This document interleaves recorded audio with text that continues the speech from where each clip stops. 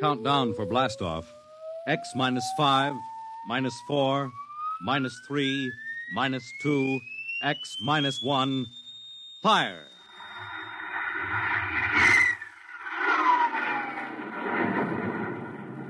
From the far horizons of the unknown come transcribed tales of new dimensions in time and space. These are stories of the future, adventures in which you'll live in 1,000,000 could-be years on 1,000 would-be worlds. The National Broadcasting Company presents X minus one.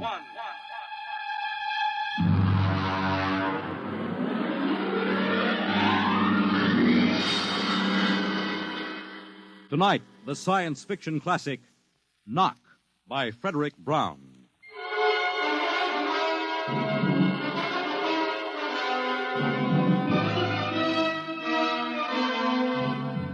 Tonight we have a strange story to tell. A sweet, blood-curdling little story that is really only 2 sentences long. The last man on Earth sat alone in a room. There was a knock at the door.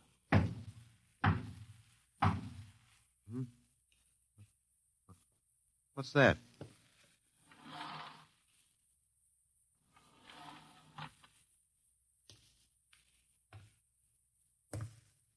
Good morning, man. What? Who are you? You have regained consciousness.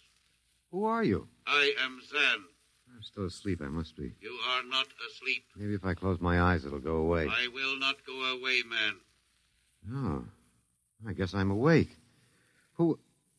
What are you? I am a Zan. What's that? A Zan is intelligent life. Look, I don't... What happened? Where are you from? From Planet 7 in the 3rd galaxy in the 4th quadrant. Where? It is not necessary to repeat information which is correct in the original statement. Planet 7, but... You mean I'm not on Earth? You are still on your planet. Then what are you doing here? The Zans have annexed your world. You mean you've conquered Earth? Yes, that is correct. We will now prepare your planet for habitation by the Zan. How about the people? What about the population of the world? You are the population of the world. Huh? Now, wait a minute. I can't... I don't understand what's happened. The Zan have landed on your planet. We have removed the lower life forms to prepare for colonization by the Zan. When did all this happen? 2 days ago. You have been unconscious until now. You really mean I'm the last man on Earth? That is correct. Identify yourself now. What? Kindly provide data as to your position in the elementary social order of your planet. Oh. I'm Walter Phelan, Associate Professor of Anthropology at Nathan University. How do you speak English? We have deciphered your written and recorded records. It is not difficult to reconstruct your language. It is a primary type of auditory communication. Oh. Is there anything you want to complete your natural habitat? You mean I'm a prisoner? That is correct. What will you want further in your room? Do I have to stay here? Yes. The rest of my life? Forever. You better bring me my books. That will be done. That's rather considerate of you. You know, I've got to call you something. Do you mind if I call you George? It is immaterial. I will be back, Associate Professor of Anthropology. Oh, that's all right, George. Just call me Walter. Very well, Walter. I will be back with your books. All right, George. I'll be seeing you around. You will not be around, Walter. You will be here.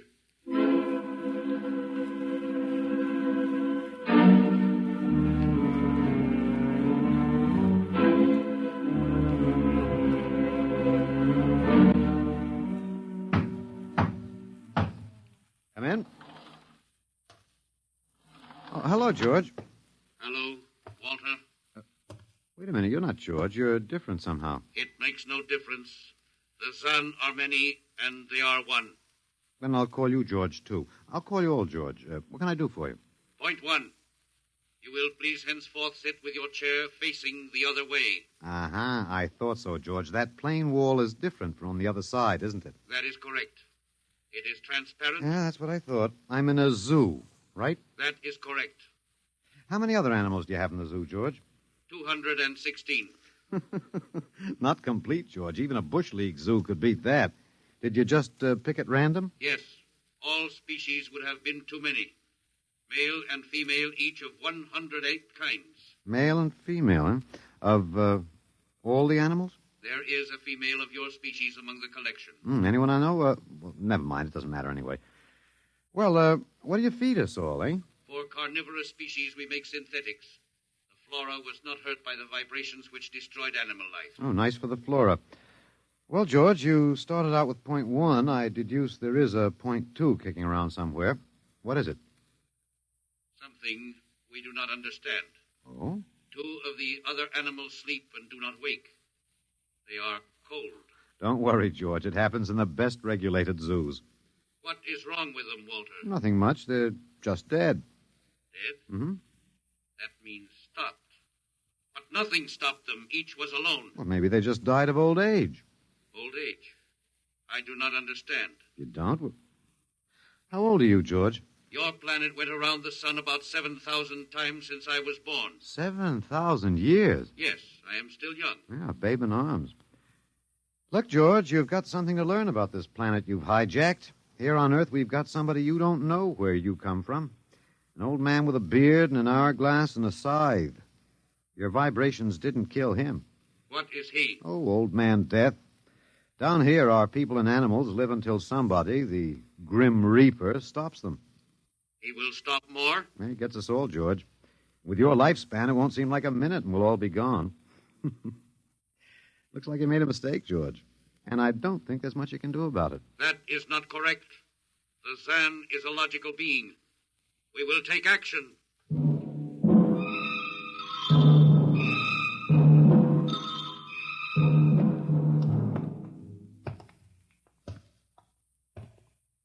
Well, George, where are you taking me? We will be there shortly.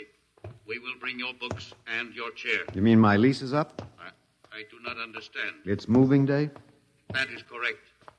We are here now. You will live here now, Walter. It is a larger room. Well, be it ever so humble, there's no place like home. Go inside. Oh, be careful with those books, George. Don't lose my... Oh, excuse me. Who are you? What are you doing here? I guess George didn't explain. George tries to be polite, but he hasn't quite caught on yet. I'm Walter Phelan. My name is Grace Evans, Mr. Phelan. What's all this about? Why did they bring me here? I think I know why, but let's go back a bit. Do you know just what has happened otherwise? No, not exactly. Well, I've been talking to George. George? Well, that's what I call them, all of them. There's no way to tell them apart anyway. There aren't many of them here yet. They come from outside the solar system, sort of an advanced scouting party. I saw their spaceship. It's as big as a mountain. Yeah, they're moving in on us. They cleaned off the Earth with some kind of vibration. It destroys all sorts of animal life. I don't know whether they did it all at once or if they had to circle the Earth a few times, but they killed everybody. No. I was afraid The cheerful note is that you and I and 200-odd other animals were picked up beforehand as specimens for the zoo. You do know this is a zoo, don't you? I suspected it. But I don't remember anything about being captured. I just woke up here. Well, my hunch is they used the vibrations just low enough to knock us all out. And then they cruised around, picking up samples at random. When they were all set, they turned the juice on full blast. How terrible. Yeah, well, they solved a lot of problems for us. Housing shortage, wars, even the atomic bomb. I don't suppose the human race, you and I, have to worry about anything now. It's awful. Only they made a mistake. They underestimated us. I don't understand. They thought we were immortal. That we were what? Immortal, like they are. Oh, they can be killed, but the Zans don't know what natural death is. They didn't know anyway until they lost 2 of us yesterday. You mean there are more than 2 of us? Oh, not more of our species, no. These were merely fellow animals, a rabbit and a canary. And by the Zan's way of figuring time, the rest of us are only good for a few minutes apiece. It's a joke on them. They figured they had permanent specimens here in the zoo. Well, didn't they even know we'd all die eventually? I don't think so. George, that is the second Zan I saw, told me he was 7,000 years old, and he's young by their standards.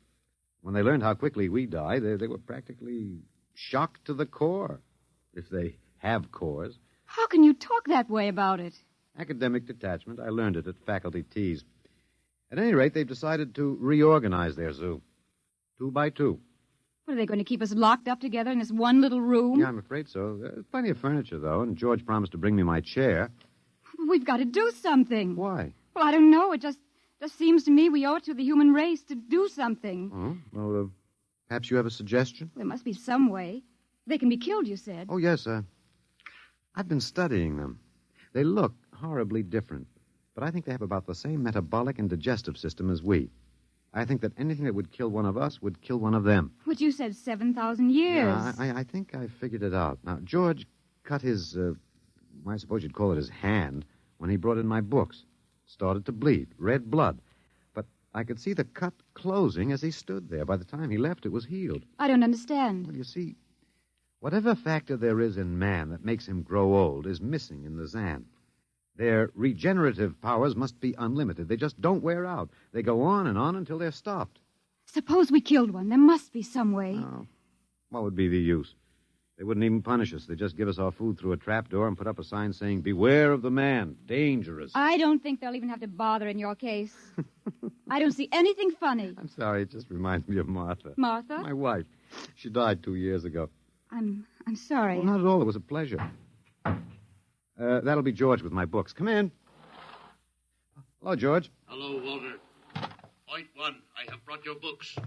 Point one, eh? What else is on your mind? Another creature sleeps and will not wake. Oh? A small feathered one called a duck. Well, it happens, George. I warned you. Old Man Death, the Grim Reaper. I told you about him. Walter, the Council of Zan has met.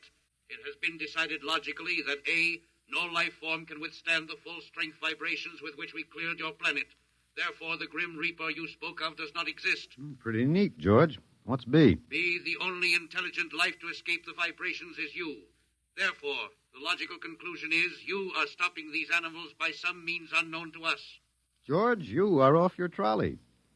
You will tell me now how this is done. You've got me. Yes, we have. It is necessary to save the remaining specimens as long as possible. If we do not get the information, we may be forced to dispense with your species entirely. This means you, Walter, and the female. Now, hold on, George. Don't go off half-cocked. Let me take a look at these animals that won't wake up. I will take you there now. Go first, Walter. After you, my dear George.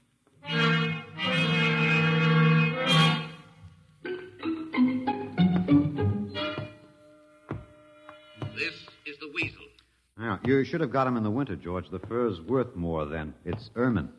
This is the reptile cage. Here are the ducks. That is the male. The female has been stopped. Yeah, lucky girl. What's the matter, fellow? Lonely? Walter, you will tell me how you stopped the female duck. Oh, you got me, George. I didn't do it. Maybe she died of the Dutch elm blight. Walter, you are not being logical. We have concluded you are stopping these animals. Tell us now how it is done. I've told you, George. I haven't the foggiest notion. Very well. We will have to take further action. Oh, what are you going to do, George? We will go back now to your room.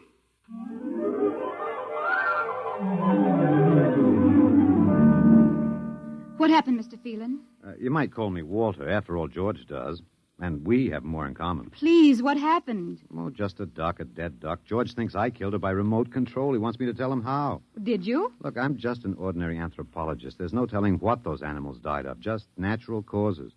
But George can't see it that way. He thinks I'm holding out on him. Good. What? At least we can get back at them some way. At least we can do something to them. Well, why? After all, George isn't a bad fellow, if you like an ant mentality. How can you say that? Well, they murdered the human race. I suppose so, but we can't change that now, so why think about it? We just can't sit here and do nothing. I fail to see how we can do anything else. But at least we could be fighting. I can't see the virtue in that. I was more or less content with my books, and we've got George to talk to. Of all the men in the world they had to pick, don't you want to fight back? Don't you want to keep on fighting to the end? It hadn't occurred to me. But we've got to, Walter. Why? I can't really explain it, but, Walter, if there was any good in man, it was that he kept on struggling against nature and, in the end, even against himself. But he kept on fighting for what he thought was right, and we're all that's left. Walter, we just can't end by giving up. We've got to keep on fighting. You know, you do remind me of Martha. There isn't much left for us. We could beat them in this one small thing. We can pretend there's a secret about death. We could refuse to tell them anything. Well, there isn't anything to tell. But they don't know that. Promise me you won't give in. Well, I suppose the worst they can do is kill us. All right, Miss Evans. Hello, George. Hello, Walter. Now you will tell us how these animals are stopped. George, this may come as a shock to you, but I've decided not to tell you. Why?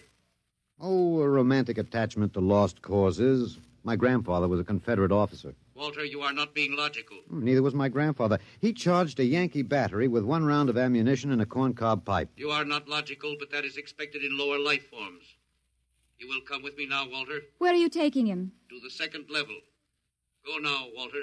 You won't tell them. I can't guarantee anything, but as of now, I don't intend to. We've got to fight, Walter. Remember that. We've got to go out fighting. Yes. Yes, I think you're right. Go now, Walter. Goodbye. It's been a pleasure, Miss Evans. I am waiting. Go now, Walter. After you, my dear George.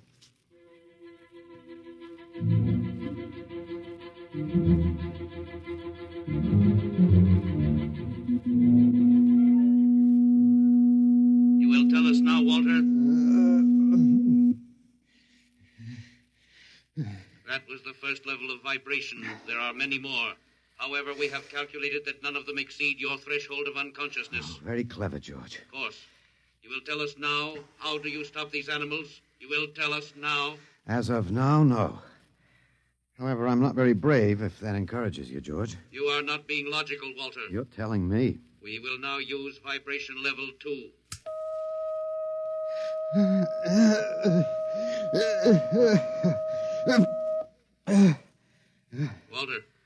Walter, you are still conscious. Let me alone, George. You will tell us now how you stop the animals. Let me alone. We have had vibration levels 1 and 2. There are still 15 more before your threshold of unconsciousness. No. Let me alone. Walter, listen to me. Another creature sleeps and will not wake. We must know now. It's tough. You better start vibrating again, George. No. What? It would not be logical. We have calculated that no further level of vibration will overcome your irrational psychological block. We conclude you will not tell. Let me go? That is correct. That's real nice of you, George. I appreciate it. We have calculated that the resistance of the female of your species will be lower. We will now place her under the vibrations. No, George, you can't do that. No, listen, George. George, there is no secret. Can you understand that? There is no secret. Those animals died from natural causes. I'm telling you the truth. That is not a logical answer. We will get the woman. I've told you the truth. Can't you understand? We must know now. The female animal cage next to the duck has been stopped. We must preserve the survivor. The animal next to the duck? We will bring the woman here. She will tell us after the vibration. No. Listen, George. You want the truth? You want to know how to save the mates of the animals that have been stopped? You will tell us now? Yes, I'll tell you now. I give up. But you've got to promise to leave the woman alone. You promise, George? If we receive the answer from you, Walter, there will be no further need for the vibrations. Well, I guess that'll have to do. All right. Take me to that stopped animal. I'll tell you how to save the mate. Very well, Walter. You are being logical now. We will go.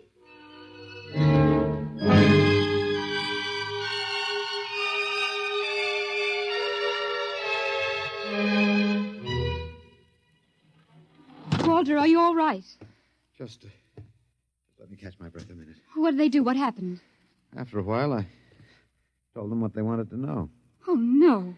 As George pointed out, it seemed to be the logical thing at the time. But you promised. I know. It was our last chance to beat them on even one little thing. Perhaps. You mind if I sit down? You gave up. I suppose you could call it that. I'm very tired. They've beaten us completely then. There isn't even anything we can do. The last of the human race, and we give up. We don't even die fighting. Oh, it isn't that bad. Something might turn up, Martha. What did you call me? Huh? No, I must have said Martha. Sorry, she was my wife. She died 2 years ago. What were you saying? Nothing. It doesn't matter. It's too late. It's too late for the whole human race. What now, George? The Council of the Zan has met. Oh, something wrong, George? Zan has been stopped. What? Zan is dead? That is correct. Well, you didn't believe me, George. But you can die. You can really die. You'll have to get used to that if you're going to stay here. The council has decided. A, you have in some way stopped this Zan. B, you and the woman must be eliminated. Walter. No, you've got it wrong, George. The council has decided. This time you will have the full vibration. This time? Walter, what did they do to you? Oh, they have a rather effective third degree. They tortured you, Walter? Yes. And I thought... Oh, Walter, it was all my fault. I wouldn't even have tried without you. I suppose we have a last chance now to end with some dignity. I think you're a very brave man, Walter. No, not very. There isn't much else to do. Do we go now, George? Now, Walter. Wait. What's that? I have been told another Zan has died. Now will you believe me? The council of the Zan meets now. 2 gone already, and you were with me, George. You know I didn't kill this one. What stopped him then? I told you, it's old man Death. You came to the wrong planet, George. Your immortality doesn't go down here. He can stop you, but you can't stop him. And you'll all die if you stick around. What now? The council has decided. This is a place of death. We will leave your planet. Leave? You mean you're giving up? It is not safe for the Zan. Oh, Walter, they're leaving. They're really going. Go on then, George. And don't hurry back. It would not be logical to do so. We are leaving the Earth now. Goodbye, Walter. Goodbye, George.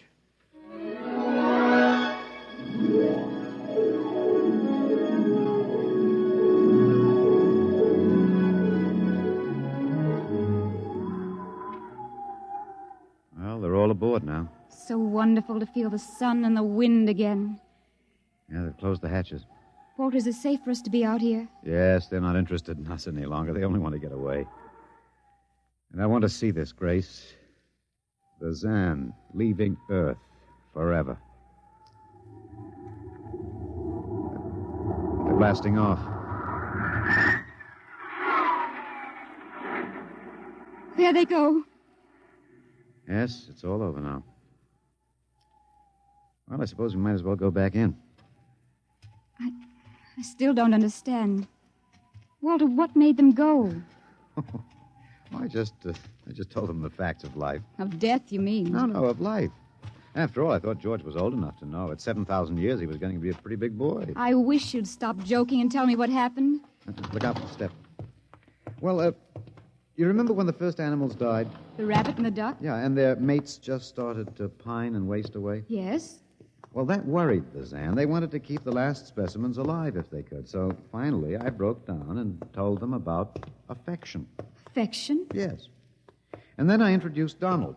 Donald, who's that? Here we are. Grace, meet Donald. Oh, Walter, please, what does affection have to do with it? That's what the Zan wanted to know. I told him it was love that made the world go round. That having lost his mate, Donald would die immediately unless he had affection and constant petting. Petting? Hmm? I even showed him how. Here, fella, come on. Come here. Yeah. I held Donald in my arms, and I petted him a while. Then I let the Zan take over with the animal in the next cage. What animal? Take a look. You mean this cage? Mm-hmm. Watch out. Don't go too close. Walter, it's a rattlesnake. Yes. Their metabolism made it impossible for them to die of old age, but I had a hunch that they could be poisoned. Well, then it was the snake that killed the two Zan. Mm-hmm. They never even knew what bit them. Then you outwitted them, Walter. Well, I suppose... I thought you'd just given up. Oh, Walter, I'm so ashamed. You don't have to be. I had given up. I probably wouldn't have fought if you hadn't pushed me. Well, we've got a world to plan. A new world, Grace. I know. We'll have to decide which animals to let out of the zoo and which ones it'd be safer to keep in. But first, there's a bigger problem. What's that? The human race. Oh. We've got to make a decision about that. Pretty important one. Yes, but... It's been a nice race, even if nobody won it. Of course, it may go backward for a while until it gets its breath, but we can save the books and all the most important things and get it started ahead once more. No. It's the Garden of Eden all over again. But, Eve, you'll have to watch out for that snake. Now, don't be ridiculous, Walter. You know, funny, you even blush like Martha. Only you're stronger than she was. Prettier, too. I wish you'd forget about Martha. I think I will, my dear, if you'll give me time. Now, Walter Phelan, you listen to me. If you think for 1 minute that I thought it would never happen to me again. But it is love that makes the world go round. So, Grace, if you could only... No, I wouldn't marry you if you were the last man on earth. But that's exactly what I am. I don't care. I don't even want to talk about it. I'm going out. All right, my dear, but think it over. And please come back.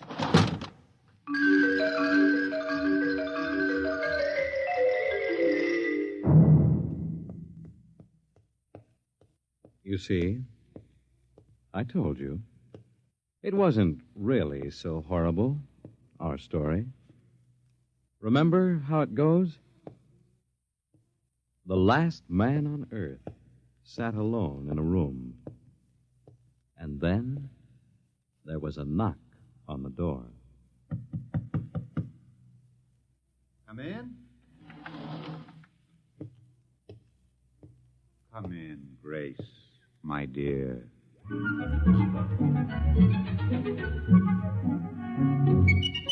You see, it wasn't horrible at all.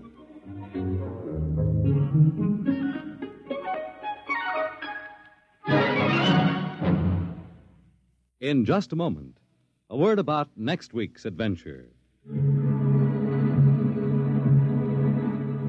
Tonight, by transcription, X-1 has brought you Knock by Frederick Brown, adapted for radio by Ernest Kinoy. Featured in the cast were Alex Scorby as Walter, Laurie March as Grace, and Louis Van Ruten as the Zan. X-1 was directed by Fred Way and is an NBC Radio Network production.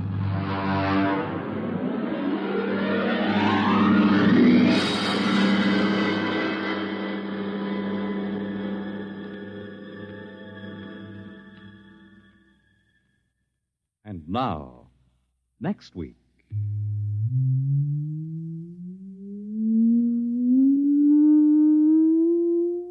A strange and chilling story from the Bureau of Missing Persons. The story of what occurred when they accidentally intercepted a short-wave message, a cry for help from a missing atomic scientist who told them the fantastic story that he was now the man in the moon. How did it happen? You'll hear next week at X minus 1.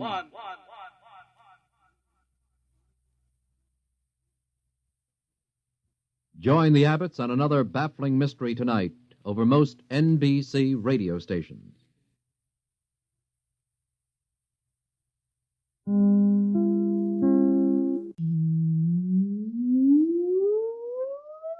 Countdown for blastoff. X minus 5, minus 4, minus 3, minus 2, X minus 1, fire.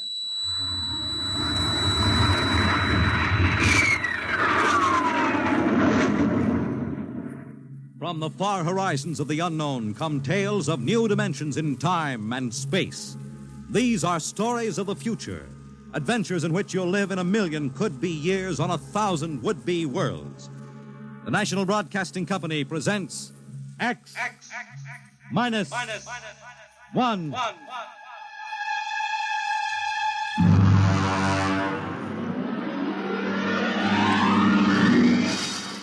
Tonight's story, The Man in the Moon.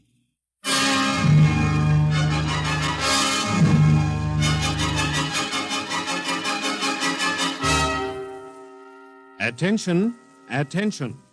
This is the Federal Bureau of Missing Persons calling all local agencies. Attention, this is a coded report nationwide.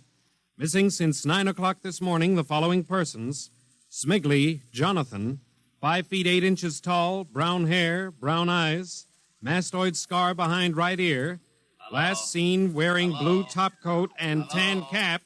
Wanted by Los Angeles. Hello, get off this wavelength. This is a restricted band. Hello, Earth. Whoever you are, you're on a coded wavelength. Tune out. This frequency is reserved for the Federal Bureau of Missing Persons. Hello, Earth. This is the moon calling Earth.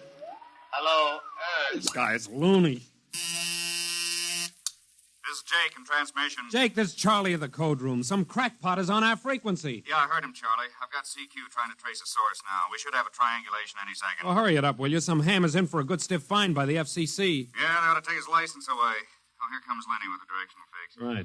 Thanks, Lenny. Hey, what's this? This is impossible. What's going on down there? How about it? Get that ham out of my kilocycles. Oh, listen, Charlie, unless this is a gag, that interference is being beamed from 240,000 miles away. Oh, now, Jake, you know there ain't no such thing as 240,000 miles away. Yes, there is, Charlie, straight up. Oh, now, wait a minute. Charlie, that signal is coming from the moon. Are you nuts? Oh, somebody might be bouncing it like a radar signal. Radar on this frequency? Where'd you study basic radio? Now, listen, Flathead, you asked for a fix. I gave the best fix our instruments can find. Take it or leave it. Somebody on the moon is calling the Bureau of Missing Persons.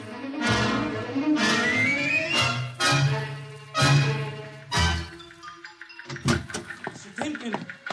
Mr. Timken. What's the sweat, Charlie? Shouldn't you be broadcasting? Listen, Mr. Timken. You know I'm a sober citizen, right? Hmm? Never once have I broadcast with the smell of alcohol on my breath, right? Right. In all your 12 years here at the Bureau, did I once what's ever... the matter, Charlie? We're picking up a message on our wavelength. Well, did you report to the FCC? I ain't got the nerve. Well, what's wrong? You'll scream when you hear this, Mr. Timken. You'll jump right out the window, but... We are getting an SOS from the moon.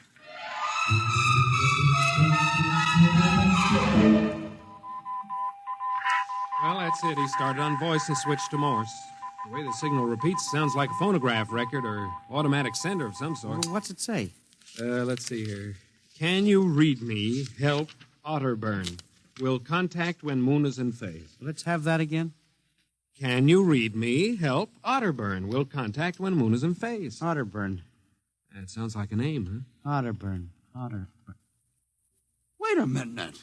Something registered? Cornelius Otterburn. Holy jumping Jehoshaphat. Hey, where are you going? Talk to the chief. Hey, wait a minute.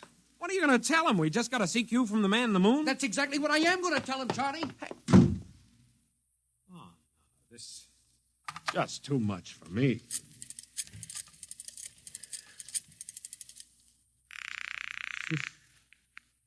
Washington Star Ledger. Let me have O'Brien on city desk. A moment. O'Brien? Seamus, Yeah? Charlie Starbuck down at the Missing Persons Bureau. You want a hot one? No kidding. This'll cost you a beer, okay? All right, shoot, Noodle Brain.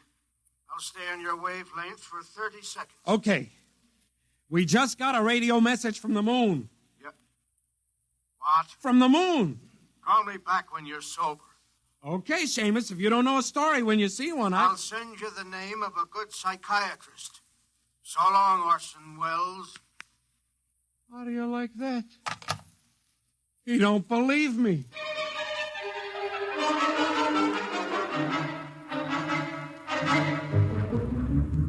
Otterburn, Mr. Wade. Now, does that name ring a bell? You're the man with the photographic memory, Henry. What about Otterburn? Cornelius Otterburn, atomic physicist, reported missing from his home in Baltimore on June 5th, 1945. Just 5 years ago. Vanished completely. Are you trying to tell me you really think there's something to this man of the moon business? Henry, I'm surprised at you. This is some crackpot trying to jam the airwaves. Yes, but the name Otterburn is so unusual. So Mr. are a lot of names. But I have a theory that... I was afraid of that. Henry, you always have a theory. Let's see, what was it last year? Oh, yes, that people disappear in occupational psych. Well, it's true. Please, Henry, I'm a busy man. You expect me to believe that this Otterburn is sitting up on the moon, sending out shortwave messages? Well, he might be on Earth bouncing the messages off the moon, but who's to say he isn't on the moon? Henry, as chief of this bureau, I have my hands full trying to coordinate reports from 48 states and Alaska. I have no time to include the moon. But, Mr. Wade... Out, Henry. But, Mr. Wade... Out, I'm busy. Yes, sir. Oh, here. Take this folder of reports for the dead file. Yes, sir. And no more nonsense, eh, Henry? Yes. I appreciate that you have a very dull job filing old missing persons reports, and I appreciate that you take an active interest in the affairs of the Bureau. But no more nonsense, eh? No, sir. No more nonsense.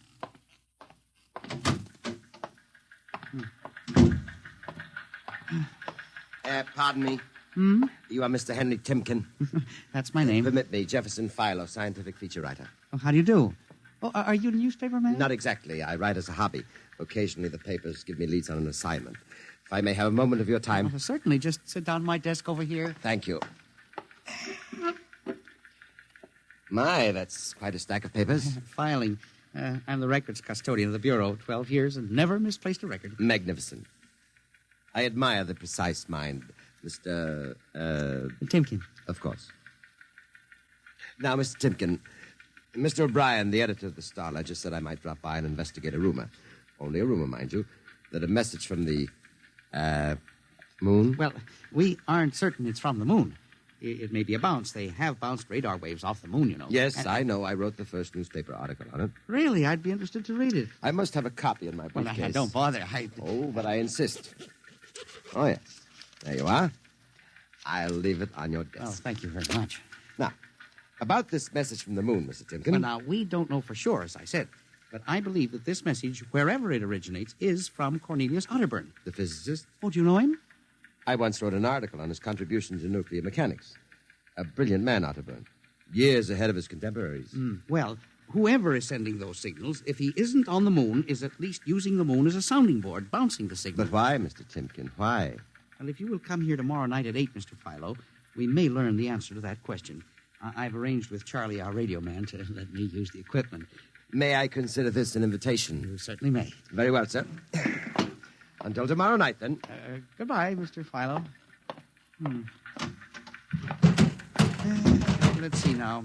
Aiken, Abelard, Abramson, Rono, Atch. Well, that's funny. Now, where did this list of names come from? Paul Ahrens, astromathematician. Robert Simons, electronic engineer.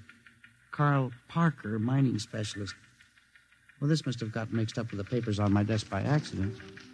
Peculiar list of names.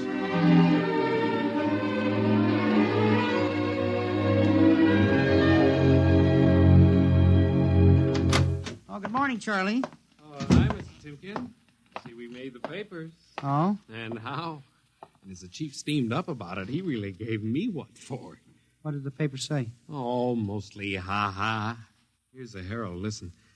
Man on the moon contacts Missing Persons Bureau. Missing atomic scientists sitting on the moon, say Bureau experts, etc., etc. What a panning. Well, no wonder Mr. Wade is hopping. Say, about tonight, Mr. Timken, I don't know. Now, you promised you'd give me a key to the radio room. Yeah, but I didn't expect Well, this. I'll take full responsibility with Mr. Wade. The time for the morning broadcast. We got quite a list today. Well, mind if I listen a while? We may hear Otterburn. Well, I ain't self-conscious. Just stick around. Yes. Attention. Attention. This is the Federal Missing Persons Bureau calling all local agencies. Nationwide. This is a coded broadcast.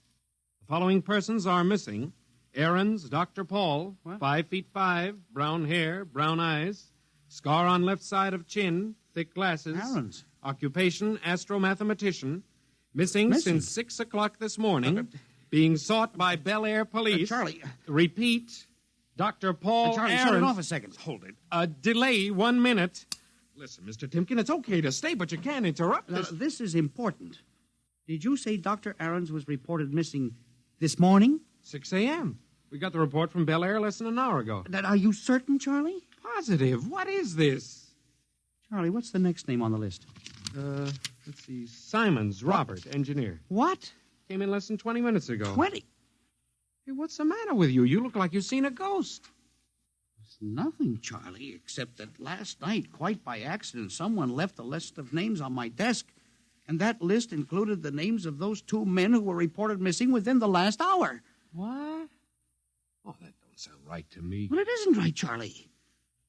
It leaves a big question to be answered. Who would make up a list of missing persons before they were missing, not after?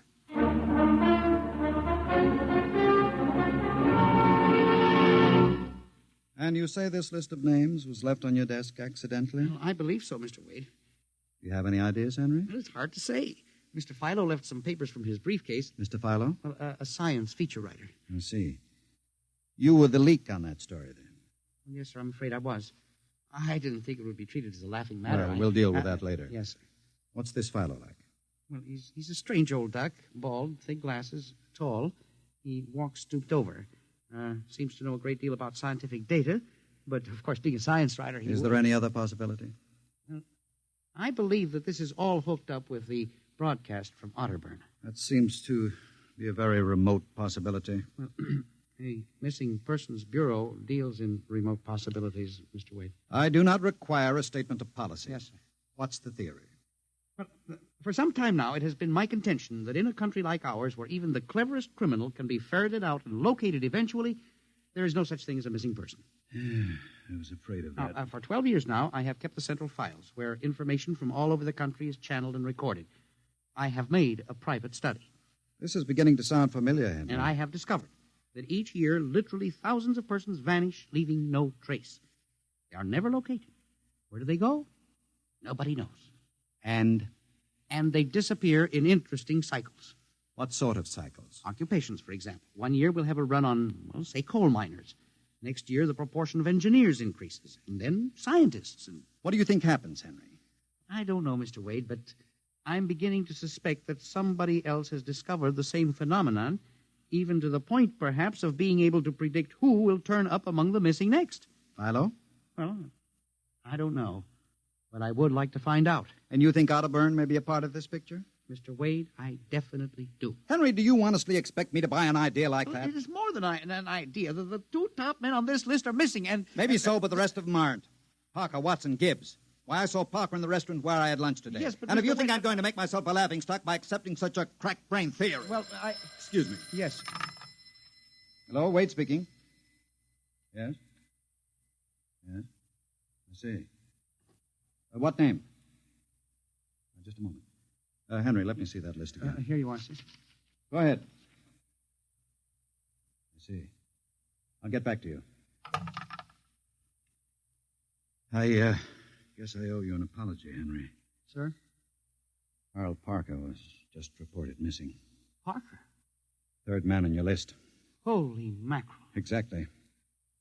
Henry, for a good many years now, I've ridiculed these theories of yours. I don't know. Perhaps I've underestimated you. Maybe this time you've really stumbled onto something. What do you intend to do, Mr. Wade? I don't know. I haven't thought it out yet. I was planning to listen for another broadcast tonight in the hope that Otterburn might try to contact us again. Good idea. I believe I'll join you. I also invited Mr. Philo, the feature writer. Oh? I'll be glad to meet him. I'm beginning to get interested in you, Mr. Philo. Mr. Wade, you don't think... That he's mixed up in this? Yes. I don't know, Henry. But it suddenly strikes me that we don't know very much about him, really. We ought to contact the police. No, Henry. I think we're better off keeping this between ourselves for the moment. We're dealing with the unknown. And in solving an equation for the X factor, it's often easier to limit the number of terms. You follow me? I don't know, Mr. Wade. There may be more danger in what you have discovered than you are aware of. Let's keep it quiet. You agree? Maybe you're right, Mr. Wade. I hadn't thought of the danger involved.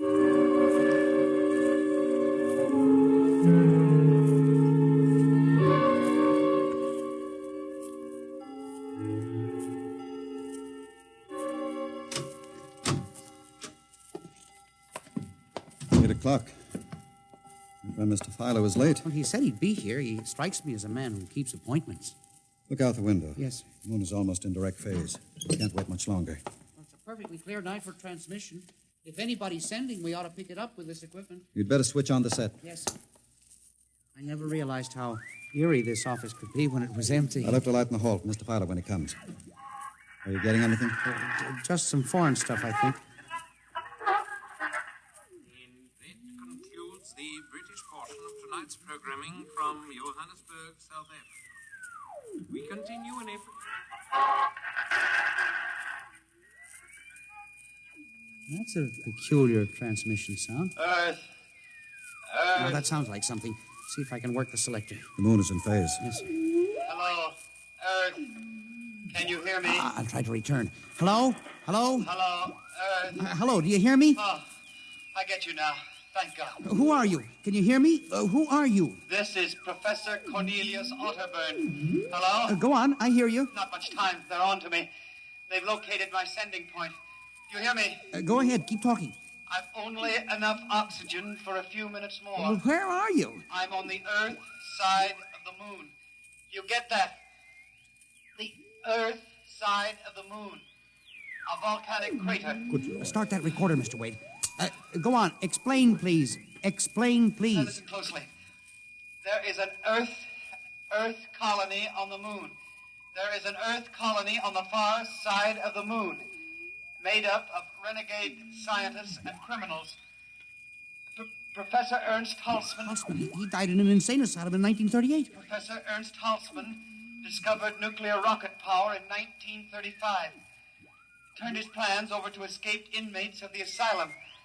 They took off and set up a colony on the far side of the moon in 1938. Go ahead. We're recording you. Each year, they recruit new colonists from Earth.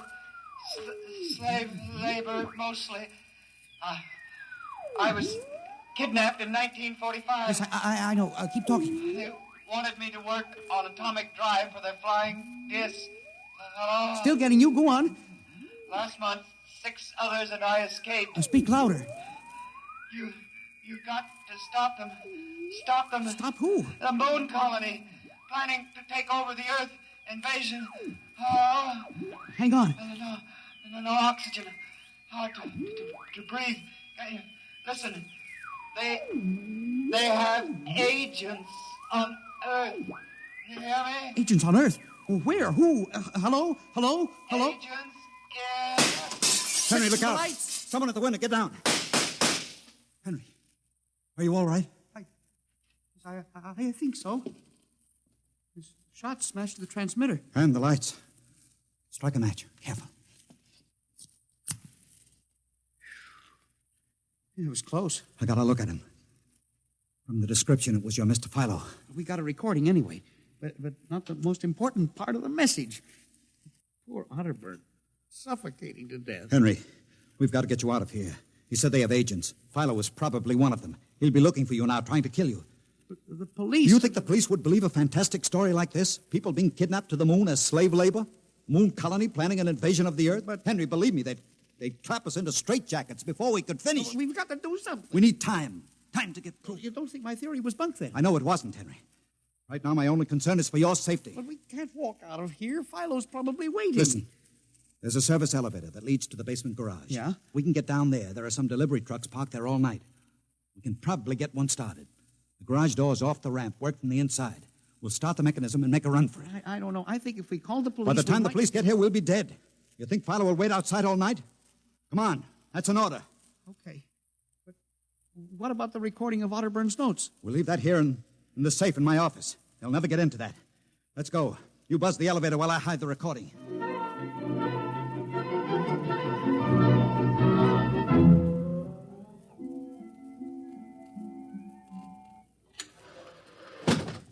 This is the basement. Come on. Keep to the side. Yes, sir. Shh. Let's try that delivery truck over there. I'll get in. All right, Henry. You start the mechanism to open the garage door, then jump onto the truck. Yes, sir. We'll make a dash for it. Where can we go? I have a farm outside Chevy Chase. It's private. Miles from the nearest neighbor and completely hidden by trees. We'll run for that. Go ahead. Start the door up. All right.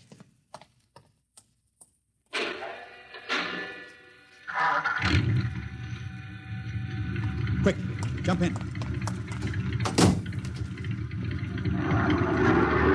Let her go, Henry. Cross your fingers.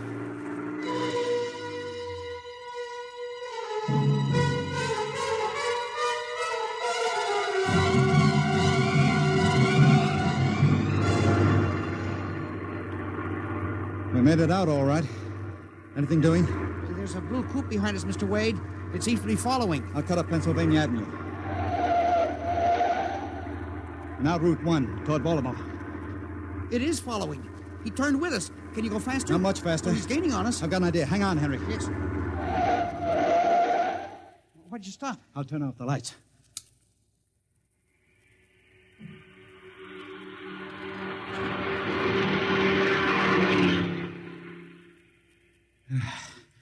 It worked. He shot right past us.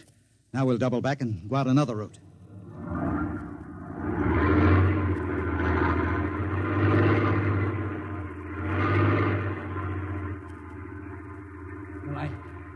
I don't see anything. I think we've lost him. Good.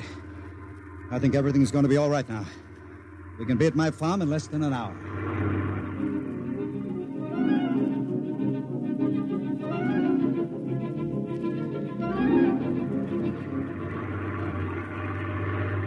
Not much longer now.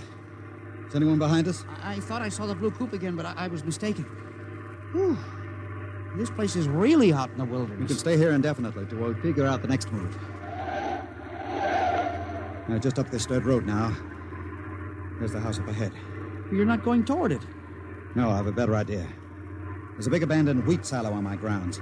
It's down a hollow where it can't be seen except from the air. And even then, the oak trees shield it. We'll hide you out there. Now, we leave the truck here.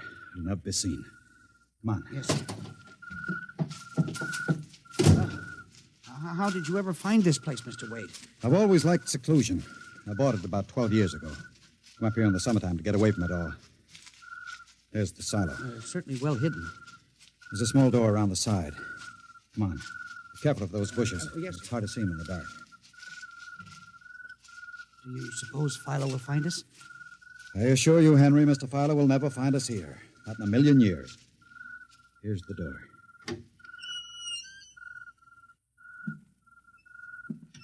It's pitch dark. Hold my arm. I know the way. Just a few steps up, and another door. Steel? This is an unusual silo. Double-walled, wood outside and steel inside. Completely fireproof. An army couldn't wreck it. We're inside the inner shell. Careful. You're in a circular room. Stay here a moment. I'll go outside and see if the coast is clear. In a moment, your eyes will become accustomed to the darkness. I'll bring back some food and water. Don't be long, Mr. Wade. This place gives me the willies. Just a moment.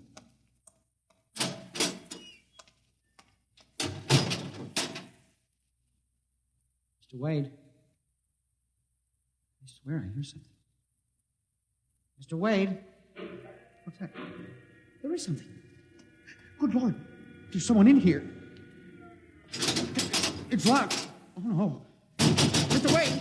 Mr. Wade, let me out! I'm not alone in here! Mr. Wade! This must be a light switch. Thank God. Oh, no. People. 10, 15, 20. Mr. Wade, help! Help! It will do you no good to shout, Henry.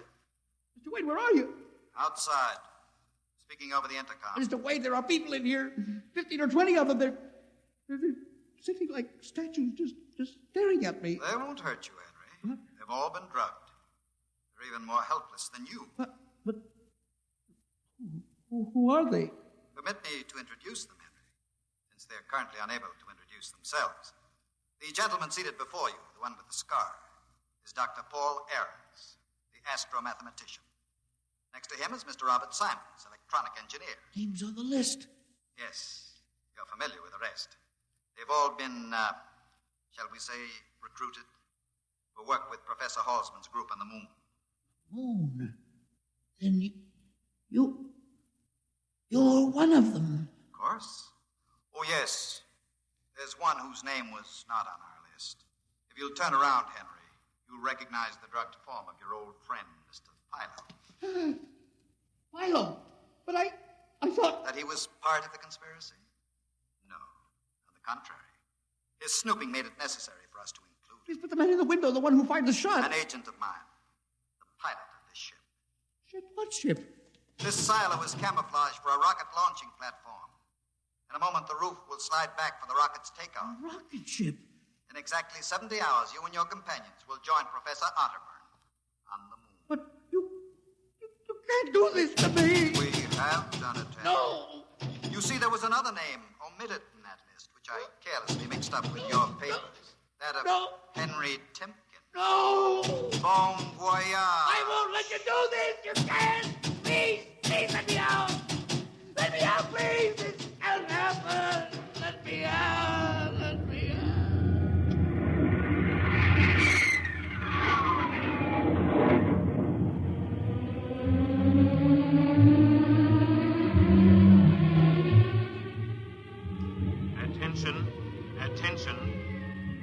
since 8 o'clock last night the following persons: Timken Henry, age 45, height 5 feet 8, 165 pounds, brown eyes, slightly balding, occupation records custodian. Repeat, Timken Henry, age 45, height 5 feet 8, 165 pounds.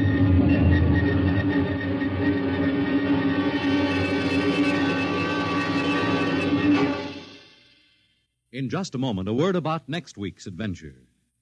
Tonight, by transcription, X-1 has brought you The Man in the Moon, an original radio drama written by George Lefferts. Featured in the cast were Louis Van Rooten as Henry, Santos Ortega as the Chief, Ross Martin as Charlie, Sidney Smith as Otterburn, Bob Haig as Jake, Joe DeSantis as Philo, and Ed Latimer as O'Brien. Your announcer, Fred Collins.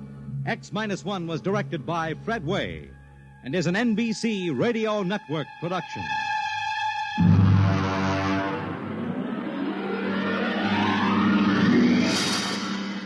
And now, next week, the sign on the window said Perigi's Wonderful Dolls.